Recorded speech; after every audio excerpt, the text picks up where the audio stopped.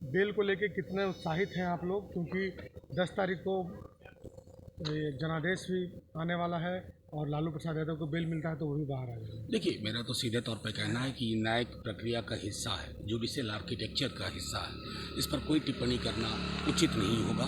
हमारा पक्ष प्रबल है और मैं समझता हूँ कि उसी अनुसार जो भी न्यायालय का फैसला होगा वो स्वीकार करूँ।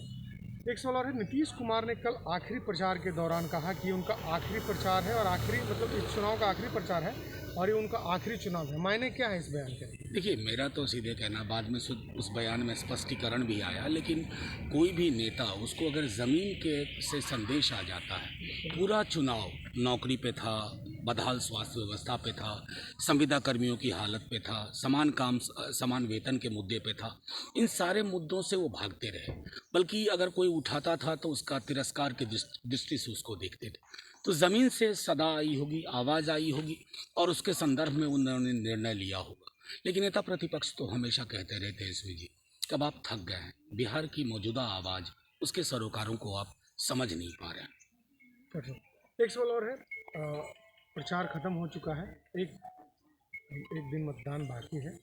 किस तरीके से अब सब चीज़ों को सेट कर रहे हैं आप लोग, क्योंकि अब तो पूरे चुनाव में की जो रणनीति आप लोग ने बनाई उस पर भी मंथन करना होगा, तो अब मंथन का दौर एक तरीके से शुरू है। देखिए, 10 तारीख को लेकर अभी तीसरा चरण बाकी है और बिहार में इस चुनाव में चरणों में कोई बदलाव नहीं हुआ। पहले चरण ने जो मिजाज तय कर दिया एक अन्य मार्ग में बदलाव का, वो दूसरे चरण में भी रहा और तीसरे चरण में भी मैं कहता हूँ नेता प्रतिपक्ष ने बहुत सधे तरीके से, तेजस्वी जी ने रोजगार, संविदा, समान काम समान वेतन, आशा, जीविका, रसोईया, उनके सरोकारों के अलावा सीमांचल विकास आयोग, कोसी विकास आयोग जैसी चीज़ें, ताकि क्षेत्रीय दृष्टिकोण से ये वहाँ दिक्कतें उसको दूर हो। तो उसके बाद मैं समझता हूँ कि किसी भी माइक्रो मैनेजमेंट की ज़रूरत नहीं है। बिहार की आवाम ने ये चुनाव अपने हाथ में ले लिया। शुक्रिया।